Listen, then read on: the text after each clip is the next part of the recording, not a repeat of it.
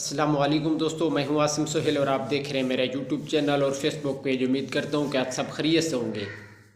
अल्लाह पाक आप सबको अपनी हिफ्ज़ व अमान में रखे। दोस्तों, आज की हमारी वीडियो मगज़ बनोला के हवाले से है। मगज़ बनोला के फ़वाइद और इसकी पहचान पर बात होगी और इसको बतौर अद्वियात कैसे इस्तेमाल करना है ये आज की इसी वीडियो में आपको बताया जाएगा। तो पहले जल्दी से हमारे इस चैनल को सब्सक्राइब कर दें और साथ में दिए गए बेल आइकन के बटन को भी ज़रूर प्रेस कर दीजिएगा। दोस्तों, उर्दू में इसे बनोला जबकि फ़ारसी में पंबादाना के नाम से पहचान की जाती है और अंग्रेज़ी में इसे कॉटन सीड भी कहते हैं। बनोला कपास के पौधे के बीज हैं, ये काले रंग के होते हैं और नोकदार बेज़वी शक्ल के होते हैं। इनके अंदर मगज़ पाया जाता है, इसका तेल भी निकाला जाता है और ये तेल अद्वियात में इस्तेमाल होता है। बनोले गाय भैंसों को दिए जाते हैं, इनके खाने से वो दूध ज़्यादा देती हैं और मोटी ताज़ी हो जाती हैं। दोस्तों, इसका मिजाज जो है वो गर्म दर्जे 2 में है और इसकी मकदार खुराक 3 से 6 ग्राम तक ली जा सकती है।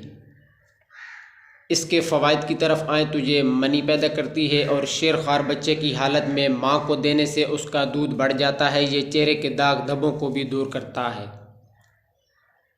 इसके लिए चेहरे पर इसका पानी से लेप किया जाता है। इसके अलावा बनोले आदमी के जिस्म को भी ताकत देते हैं और मर्दाना सेहत को भी बढ़ाते हैं।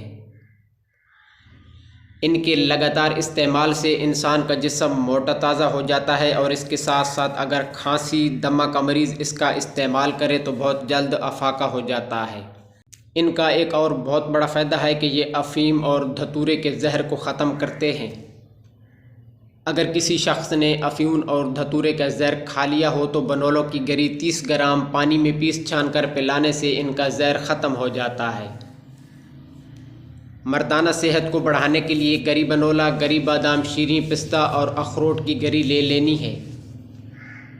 इसके अलावा काजू और खोपरा गरी लेनी है। ये हर एक 100 ग्राम लेकर अच्छी तरह बारीक पीस लेना है। अब इसमें बराबर चीनी मिलाकर 1 चम्मच सुबह शाम नीम गर्म दूध के साथ इस्तेमाल करना है। ये जिस्म को ताकत देता है और मर्दाना सेहत को भी बढ़ाता है।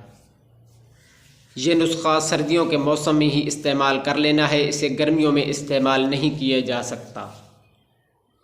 इसके अलावा मनी के जरासीम पैदा करने और बढ़ाने के लिए सालम मिस्री, मगज़ बनोला और संघाड़े का आटा हर एक 3-3 ग्राम लेकर इनको बारीक पीस लेना है।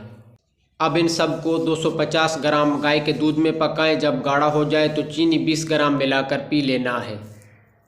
ये मनी के जरासीम बढ़ाने के लिए बहुत ही ज़बरदस्त इलाज समझा जाता है और जरासीम की पैदाइश का सबब बनता है। तो दोस्तों, ये थी हमारी आज की छोटी सी वीडियो। उम्मीद है कि आपको पसंद आई होगी। अगर ये वीडियो पसंद आई हो तो इसे लाइक और शेयर ज़रूर कर दीजिएगा। दुआ में याद रखिएगा। जज़ाकल्लाहु खैरा।